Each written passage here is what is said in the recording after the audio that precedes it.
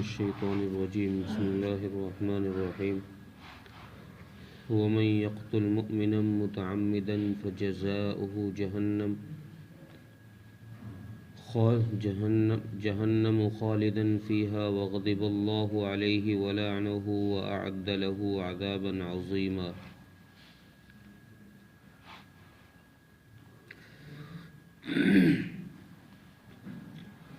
اس سے اوپر کی آیت میں قتل خطا کا بیان تھا، کسی مسلمان کو غلطی سے مار دینا، کوئی غلطی سے مر جائے، نشانہ کہیں لگا رہا تھا اور نشانہ لگ گیا کہیں، تو اس سے پہلی آیت میں اس چیز کا بیان تھا کہ اس کے بدلے میں قاتل کو کیا سزا دی جائے گی۔ اس آیت میں بیان ہے قتل عمد کا، جان بوجھ کر کسی کا مرڈر کر دینا، کسی مسلمان کو مار دینا، یہ بہت بڑا گناہ ہے۔ اور اس آیت میں اللہ تبارک و تعالیٰ نے یہ بات علی اعلان فرمائی ہے کہ جان بوجھ کر قتل کرنے والا شخص ہمیشہ جہنم میں رہے گا۔ کیوں؟ اس لیے کہ اس سورت کے شروع میں یہ بات عرض کی گئی تھی، اللہ تبارک و تعالیٰ نے یہ بات بتائی ہے کہ معاشرے کی جڑ اور معاشرے کی بنیاد جو ہے وہ حقوق انسانی ہے۔ اگر انسانی حقوق کی رعایت نہ رکھی جائے تو معاشرے کا ناس ہونا طے ہے، اور انسانی حقوق کی رعایت رکھی جائے گی تو معاشرے کا نظام صحیح چلے گا۔ اس لیے اللہ تبارک و تعالیٰ نے اسی سورت کی آیت نمبر 32 میں یہ فرمایا کہ ایک انسان کا قتل ہونا گویا پوری انسانیت کا قتل ہونا،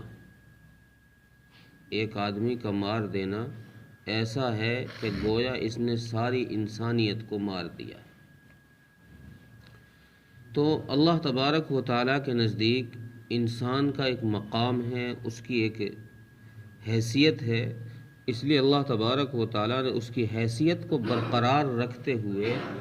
ایسا شخص جو کسی بھی مسلمان کو جان بوجھ کر مار دے، ایسے شخص کے لیے اللہ تبارک و تعالیٰ نے فرمایا کہ ہم اس کو ہمیشہ جہنم میں رکھیں گے۔ اس آیت کا نزول اصل میں ایک واقعہ ہوا کہ مقیس بن ضبابہ، یہ ایک شخص تھا جو فتح مکہ سے پہلے کسی انصاری صحابی نے اس کے بھائی کو قتل کر دیا، ان سے ان کے بھائی کا مرڈر ہو گیا۔ تو رسول اکرم صلی اللہ علیہ وسلم نے مقیس کو ان کے بھائی کی دیت، جو خون بہا ہوتا ہے، وہ رسول اللہ نے ان کو عطا کر دی، اور انہوں نے اس کو قبول بھی کر لیا۔ جو رقم بنتی تھی 10,000 12,000 درہم جتنا بھی بنتا تھا وہ ان کو دے دیا، انہوں نے لے لیا، معاملہ صاف ہو گیا۔ پھر کچھ دنوں کے بعد مقیس نے اس اپنے بھائی کے قاتل کو موقع لگا، اس کا مرڈر کر دیا، جبکہ ان کا حق نہیں تھا ان کو مارنے کا۔ جب یہ دیت لے چکے تھے اور گویا ایک طریقے سے یہ فیصلہ کر چکے تھے، تو پھر اس فیصلے پر قائم رہتے، ان کو حق نہیں تھا ان کو مارنے کا۔ تو جب انہوں نے اپنے بھائی کے قاتل کو مار دیا تو رسول اکرم صلی اللہ علیہ وسلم کو اس کی خبر پہنچی کہ اس طرح مقیس نے اپنے بھائی کے قاتل کو مار دیا ہے، اس انصاری صحابی کو۔ تو رسول اکرم صلی اللہ علیہ وسلم نے ان کی معافی کا اعلان ختم کر دیا۔ فتح مکہ پر آپ صلی اللہ علیہ وسلم نے جو عمومی معافی کا اعلان فرمایا تھا کہ سب کے لیے معافی ہے، جو اپنے گھر کا دروازہ بند کر لے، جو کعبے میں داخل ہو جائے، جو کعبے کے صحن میں آ جائے، سب کے لیے جو معافی کا عام اعلان کیا تھا آپ صلی اللہ علیہ وسلم نے، اس اعلان سے اس کو الگ کر دیا تھا رسول اکرم صلی اللہ علیہ وسلم نے مقیس کو، اور یہ فرمایا تھا کہ مقیس جہاں بھی ملے اس کو مار دو۔ یہ اس اعلان میں داخل نہیں ہے معافی کے میں، اس کو جہاں کوئی پائے اس کو مار دیا جائے۔ چنانچہ یہ خانہ کعبہ کا پردہ پکڑے ہوئے تھا، وہاں اس کا قتل کیا گیا، اس کو مار دیا گیا، چونکہ اس نے ایک انسان کا قتل کیا تھا۔ اب یہاں علماء کا اس بارے میں بہت اختلاف ہے، روایات بھی مختلف ہی ہیں کہ عمدن قتل کرنے والا شخص جس کو اس آیت میں ہمیشہ ہمیش جہنم میں بتایا گیا ہے کہ وہ ہمیشہ ہمیش جہنم میں رہے گا، اس کا کوئی بچاؤ نہیں ہے، کوئی چھٹکارا نہیں ہے، تو اس بارے میں علماء کا اختلاف ہے کہ کیا قتل کرنے والے کی، عمدن جان بوجھ کر قتل کرنے والے شخص کی توبہ قبول ہوگی یا نہیں۔ اس میں روایات دونوں طرح کی ملتی ہیں۔ کئی روایات سے تو یہ ثابت ہوتا ہے کہ قتل کرنے والے شخص کی توبہ اللہ تبارک و تعالی قبول نہیں فرماتے،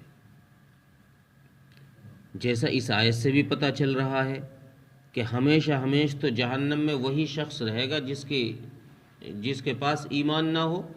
ورنہ ایمان والا شخص احادیث کی روشنی میں تو ایمان والا شخص اگر کسی کے پاس رائی کے دانے کے برابر بھی ایمان ہے تو وہ بھی جہنم سے ایک نہ ایک دن نکل آئے گا سزا بھگت کر کے، وہ بھی جنت میں داخل ہو جائے گا۔ بعض روایات سے پتہ چلتا ہے کہ اللہ تبارک و تعالی جان بوجھ کر قتل کرنے والے شخص کی توبہ قبول فرما لیتے ہیں۔ تو مفسرین نے ان دونوں طرح کی احادیث کو ملا کر یہ تطبیق دی ہے ان میں کہ عمدن قتل کرنے والا شخص یہ دو طریقے کا گنہگار ہوتا ہے۔ ایک گناہ تو اس نے اللہ تبارک و تعالیٰ کا کیا ہے، انسانیت کا قتل کیا ہے جس سے اللہ تبارک و تعالیٰ نے اسے روکا تھا۔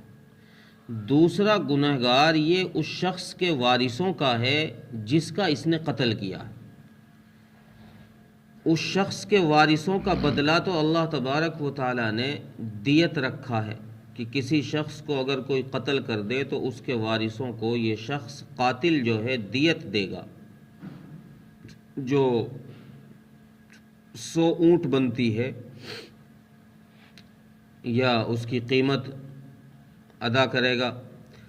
اس میں ایک گناہ ہے اللہ تبارک و تعالیٰ کی حکم کی نافرمانی کا۔ مفسرین فرماتے ہیں کہ جو اللہ تبارک و تعالیٰ نے فرمایا ہے کہ ہم اس کی توبہ قبول نہیں فرماتے، وہ یہ ہے کہ حقوق العباد میں جو اس پر حق عائد ہوا ہے اس قاتل کے وارثوں کا، اس آدمی کے قتل کی وجہ سے جو وارثوں کا اس پر حق واجب ہوا ہے، دیت واجب ہوئی ہے، اللہ تبارک و تعالیٰ نے اس کے متعلق فرمایا ہے کہ ہم اس کو معاف نہیں کرتے جب تک کہ وہ وارث خود اس کو معاف نہ کرتے جن کا وہ حق ہے۔ دوسری بات جو حدیث میں فرمایا ہے کہ اللہ تبارک و تعالیٰ اس کا گناہ معاف فرما دیتے ہیں، توبہ قبول فرما لیتے ہیں، تو مفسرین فرماتے ہیں کہ یہاں مراد یہ ہے کہ جو اللہ تبارک و تعالیٰ کا اس نے حکم توڑا ہے، اس حکم کے توڑنے کی وجہ سے جو گناہ اس کو ملا ہے وہ گناہ اللہ تبارک و تعالیٰ معاف فرما دیتے ہیں۔ ایک ہے قتل کرنے میں گناہ اور ایک ہے حقوق انسانی جو اس کے وارثوں کا حق ہے، تو اس میں دو قسم کے حق ہو گئے، ایک اللہ کا حق، ایک بندوں کا حق۔ تو اللہ تبارک و تعالیٰ گویا یہ فرما رہے ہیں کہ بندوں کا حق جو ہے وہ میں معاف نہیں فرماؤں گا، میرا حق جو ہے وہ میں معاف فرما دوں گا۔ تو یہاں جو قتل عمد ہے، جان بوجھ کر قاتل ہے، اگرچہ بہت بڑا گناہ ہے قتل عمد، اور ہمارے معاشرے میں آج انسانیت کے اس قتل کو کوئی معیوب بات بھی نہیں سمجھا جا رہا، کوئی بڑی بات بھی نہیں، انسانوں کے قتل کو مچھر کے قتل کے برابر سمجھا جا رہا ہے۔ ذرا ذرا سی بات پہ لوگ مرڈر کر دیتے ہیں، حالانکہ بڑی سخت وعید احادیث میں بھی آئی ہے، اور قرآن کی اس آیت میں بھی اللہ تبارک و تعالیٰ نے بڑی سخت بات فرمائی ہے کہ ہمیشہ ہمیش جہنم میں رہے گا، اور اللہ کی اس پر لعنت بھی ہوگی اور اللہ کا غصہ بھی ہوگا ایسے شخص پر، یعنی اس کی بخشش کا دروازہ اللہ تبارک و تعالیٰ کی طرف سے بند ہے۔ اور احادیث میں ہے کہ رسول اکرم صلی اللہ علیہ وسلم نے خانہ کعبہ کی طرف دیکھ رہے تھے، آپ طواف فرما رہے تھے اور خانہ کعبہ کو نظروں سے دیکھ رہے تھے، تو آپ صلی اللہ علیہ وسلم نے ارشاد فرمایا کہ کعبہ تو کتنا عظیم الشان ہے، کتنی برکتوں والا ہے، کتنی عظمتوں والا ہے، اللہ کے یہاں تیرا کیا مقام ہے۔ لیکن آپ صلی اللہ علیہ وسلم نے ارشاد فرمایا کہ کعبہ ایک مسلمان کی عزت اللہ تبارک و تعالیٰ کے یہاں تیری عزت سے زیادہ ہے، اس کا مقام تیرے مقام سے زیادہ ہے۔ اور ایک حدیث میں ہے کہ اگر ایک انسان کے قتل پر ساری انسانیت جمع ہو جائے، یعنی ساری دنیا کسی ایک آدمی کو مل کر کے قتل کر دے، تو اللہ تبارک و تعالیٰ اس ایک انسان کی وجہ سے ساری انسانیت کو اوندھے منہ جہنم میں داخل کر دے گی۔ یہ اللہ تبارک و تعالیٰ کے یہاں انسان کا مقام، اس کا مرتبہ ہے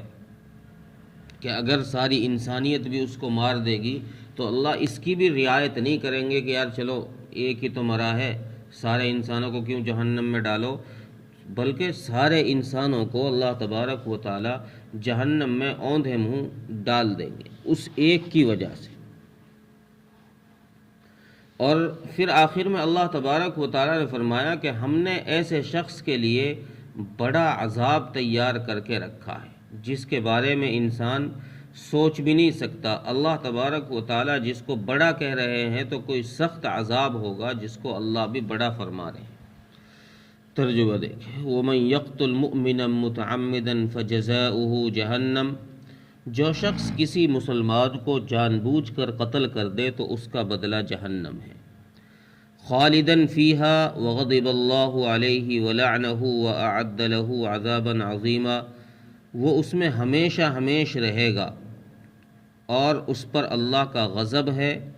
اور اس پر اللہ کی لعنت ہے، وَأَعَدَّ لَهُمْ عَذَابًا عَظِيمًا، اور اس کے لیے اللہ تبارک و تعالیٰ نے بڑا عذاب تیار کر کے رکھا ہے۔ اللہ تعالیٰ ملک توفیق۔